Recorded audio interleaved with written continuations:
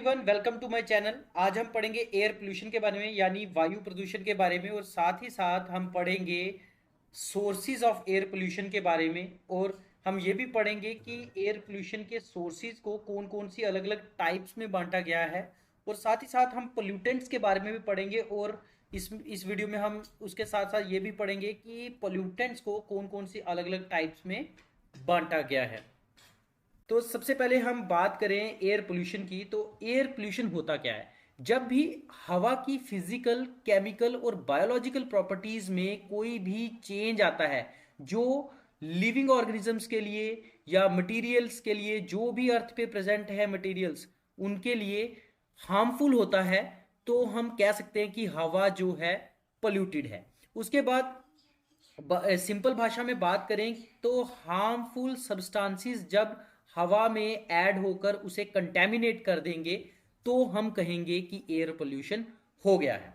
तो ये जो एयर पोल्यूशन है, यहाँ इसकी वजह से काफ़ी सारे हेल्थ प्रॉब्लम्स होते हैं, हमारे इन्वायरमेंट को डैमेज होता है, प्रॉपर्टी को काफ़ी सारा नुकसान पहुंचता है, और क्लाइमेट चेंज होता है। यानी क्लाइमेट चेंज में दो टर्म्स आती हैं, ग्लोबल वार्मिंग और साथ ही साथ क्लाइमेट चेंज। ये दो चीज़ें हैं, तो ये भी जो है एयर पोल्यूशन की वजह से ही होती हैं। उसके बाद हम बात करें सीवियरिटी, एयर पोल्यूशन की कितनी सीवियरिटी, यानी अगर किसी सोर्स से एयर पोल्यूशन हो रहा है तो वो कितना हार्मफुल होगा, वो डिपेंड करता है इन तीन क्राइटेरिया पे। सबसे पहले हम बात करें पोल्यूटेंट की क्वालिटी की। अगर कोई भी पोल्यूटेंट कितना पॉइजनस है और कितना नॉन पॉइजनस है, उसके ऊपर डिपेंड करेगा कि एयर पोल्यूशन कैसा है, सीवियर होगा या माइल्ड होगा। उसके बाद क्वांटिटी की बात करें, अगर पोल्यूशन कितना पोल्यूटेंट ऐड हो रहा है हवा में, कम पोल्यूटेंट ऐड हो रहा है या ज़्यादा पोल्यूटेंट ऐड हो रहा है, उसके ऊपर भी डिपेंड करता है कि पोल्यूशन कितना हुआ है।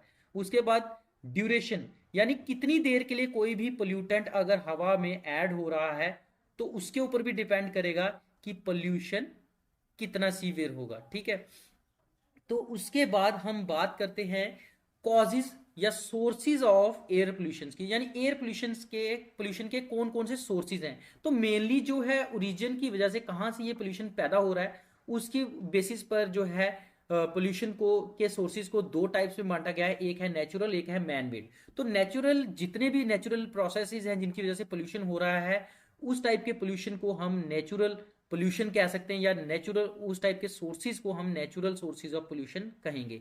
फॉर एग्जांपल हम बात करें वॉल्केनिक इरप्शंस हो गए, फॉरेस्ट फायर्स हो गया, विंड ब्लोन डस्ट हो गई, हवा के कारण जो धूल मिट्टी उड़ती है, सी सॉल्ट स्प्रे हो गया। उसके बाद वॉलेटाइल ऑर्गेनिक कंपाउंड्स जो काफ़ी सारे प्लांट्स प्रोड्यूस करते हैं, वो भी हवा में ऐड होते हैं। उसके बाद पोलन ग्रेन्स हो गए, और कोई भी ऑर्गेनिक मैटर जब डिके होता है तो वो भी एयर पोल्यूशन को कंट्रीब्यूट करता है। और साथ ही साथ हम बात करें मार्शिस की, ये भी नेचुरल एरियाज हैं, तो ये जो है मीथेन प्रोड्यूस करते हैं, जो एक पोटेंट ग्रीन हाउस गैस है। तो इस तरह से ये सारे जो हैं नेचुरल सोर्सेज हैं एयर पोल्यूशन के।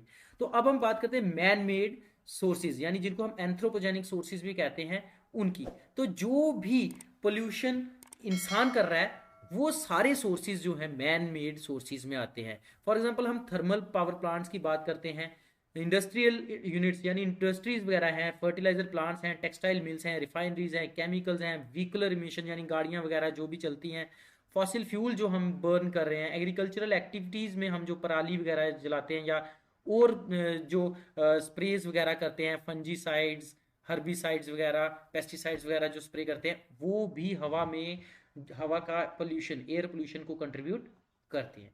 तो अब बात करते हैं कि कितने एरिया से पोल्यूशन आ रहा है, उसके बेसिस पर जो है पोल्यूशन के सोर्सेज को दो टाइप्स में बांटा गया है। एक होता है पॉइंट सोर्सेज, एक होता है नॉन पॉइंट सोर्सेज। ठीक है, तो जब हम किसी एक आइडेंटिफाइएबल सोर्स से पोल्यूशन हो रहा है, फॉर एग्जांपल हम बात करें फैक्ट्रीज की, ये मान लीजिए ये फैक्ट्री है, तो ये फैक्ट्री की चिमनी है, यहाँ से पोल्यूशन हो रहा है, हमें पता है एक आइडेंटिफाइएबल सोर्स से पोल्यूशन आ रहा है। ठीक है, थर्मल पावर प्लांट्स हो गए, ब्रिक किल्न्स होती हैं बहुत बड़ी बड़ी, उनके ऊपर से धुआं निकलता है ना, तो ये सब चीजें जो है एक आइडेंटिफाइएबल सोर्स है, यानी इनको हम आइडेंटिफाई कर सकते हैं इजीली कि भाई कहाँ से पोल्यूशन आ रहा है। तो ऐसे आइडेंटिफाइएबल सोर्सेज को हम पॉइंट सोर्सेज में रखते हैं।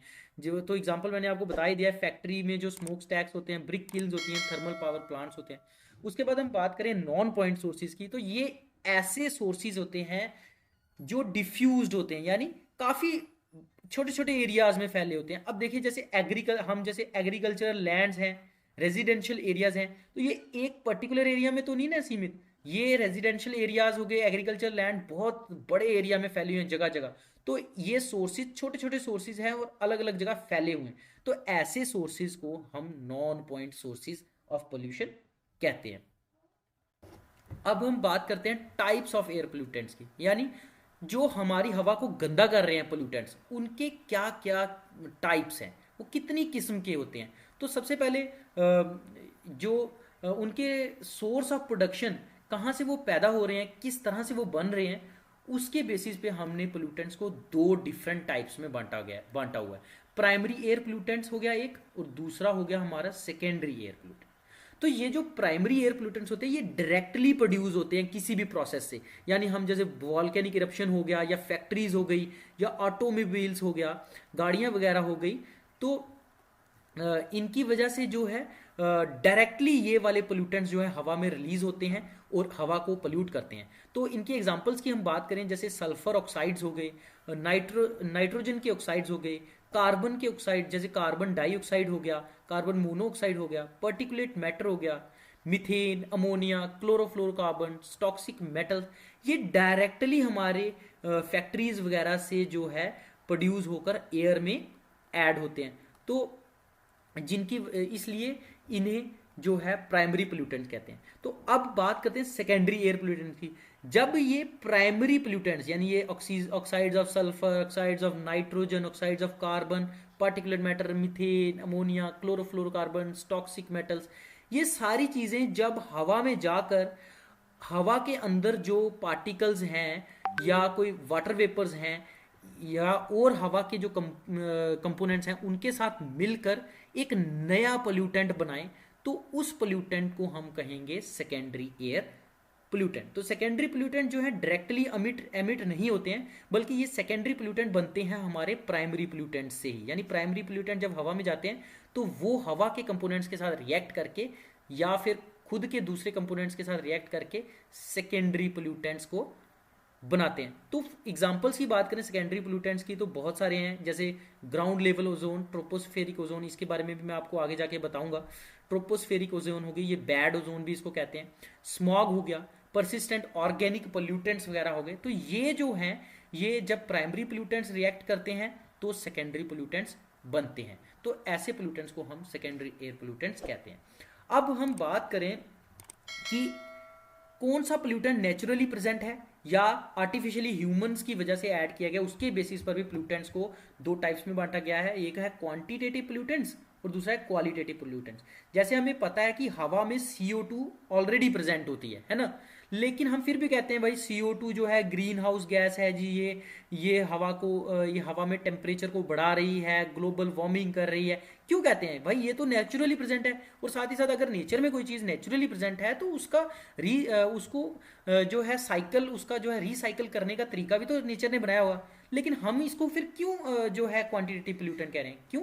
क्योंकि ये नेचुरली एक इसकी 0.003% जो थी, एक 0.03% जो एक CO2 की जो कंसंट्रेशन थी।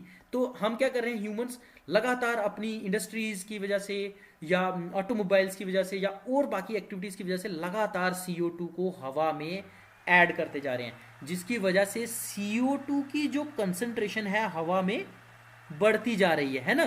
तो इसकी वजह से ग्लोबल वार्मिंग हो रहा है। तो ऐसे पोल्यूटेंट जो ऑलरेडी हवा में प्रेजेंट हैं, लेकिन हम ह्यूमन एक्टिविटीज़ की वजह से उनकी कंसंट्रेशन को, क्वांटिटी को और बढ़ाते जा रहे हैं, और जिसकी वजह से वो एयर पोल्यूशन का काम कर रही हैं।